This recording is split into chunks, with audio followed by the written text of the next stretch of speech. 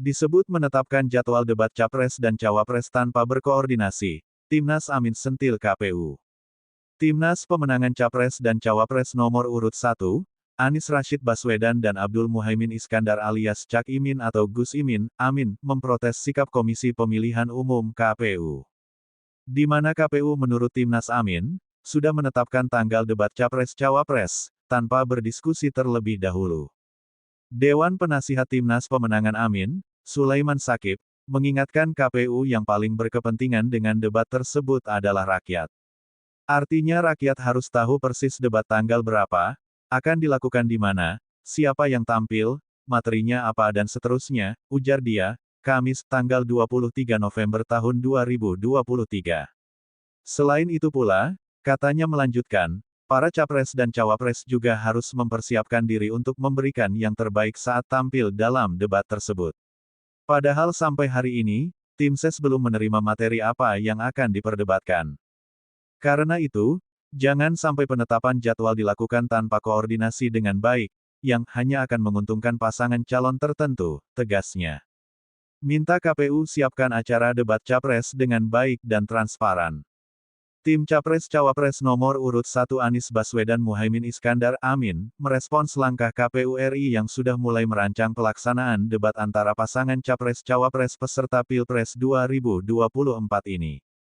Pihaknya meminta penyelenggara pemilu tersebut dapat menyiapkan dan kemudian melaksanakan kegiatan debat dengan baik. Mengingat debat ini sangat penting karena menjadi forum bagi para pemilih untuk menilai visi misi serta gagasan yang disampaikan para kontestan secara langsung. Debat adalah momen penting bagi pemilih untuk mendengar secara langsung gagasan capres dan cawapres. Ini hak fundamental bagi pemilih yang harus panitia siapkan secara baik, jelas juru bicara Timnas Pemenangan Amin, Teguh Juwarno, Kamis, tanggal 23 November tahun 2023. Sebelumnya Komisioner KPU RI August Melas menjelaskan pihaknya masih memantapkan jadwal debat pasangan Capres-Cawapres. Debat ini akan digelar sebanyak 5 kali. Kemungkinan 2 kali digelar pada Desember tahun 2023, dan 3 debat selebihnya pada awal 2024. Jadi nanti diselang-seling tuh, Capres-Cawapres, Capres-Cawapres dengan tema yang berbeda-beda, jelas August. Kamis, tanggal 23 November tahun 2023. Lebih lanjut, dia menjelaskan, lokasi debat kemungkinan juga akan digelar di luar Jakarta. Kami punya rencana nanti 1 di Jakarta yang 4 kalau bisa di luar Jakarta. Biar diputar mulai dari ujung Indonesia, Barat, Tengah, tandasnya. KPU jadwalkan 5 kali, durasi 150 menit dan 6 segmen. Komisi Pemilihan Umum KPU RI akan menggelar debat pasangan calon presiden dan wakil presiden sebanyak 5 kali dalam masa kampanye tanggal 28 November tahun 2023 hingga tanggal 10 Februari tahun 2024. Perencanaan debat ini diatur di dalam Keputusan KPU nomor 1621 tahun 2023 tentang pedoman teknis pelaksanaan kampanye pemilihan umum.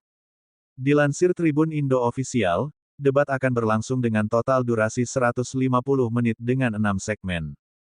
Kemudian, untuk durasi debat yaitu selama 120 menit untuk segmen debat dan 30 menit untuk jeda iklan. Tak hanya itu, perihal model debat pun dilakukan dengan format kandidat moderator, dengan pendalaman materi akan dipandu oleh moderator. Pasangan Capres-Cawapres juga diperbolehkan mengundang tim kampanye masing-masing, maupun tamu undangan lain untuk menghadiri acara debat.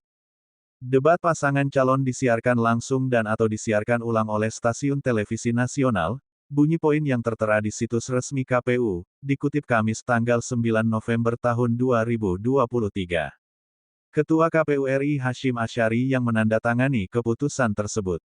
Selanjutnya, untuk tema debat KPU mengatur bahwa tema debat merujuk pada visi nasional sebagaimana tercantum dalam pembukaan Undang-Undang Dasar Negara Republik Indonesia tahun 1945 dan memedomani Rencana Pembangunan Jangka Panjang Nasional (RPJPN).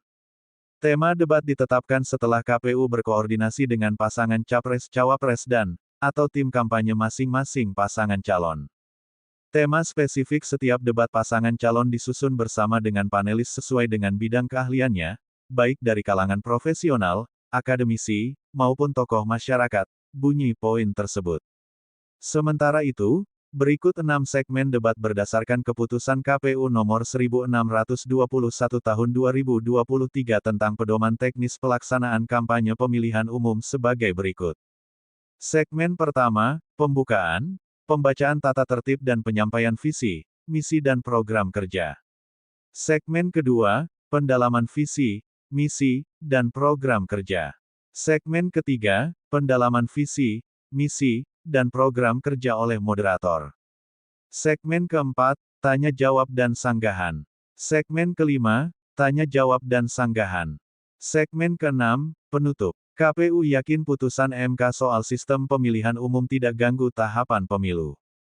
Sementara itu, anggota KPU RI Idam Holik yakin apapun putusan Mahkamah Konstitusi, MK soal sistem proporsional nantinya tidak akan memengaruhi tahapan pemilu yang kini tengah berlangsung.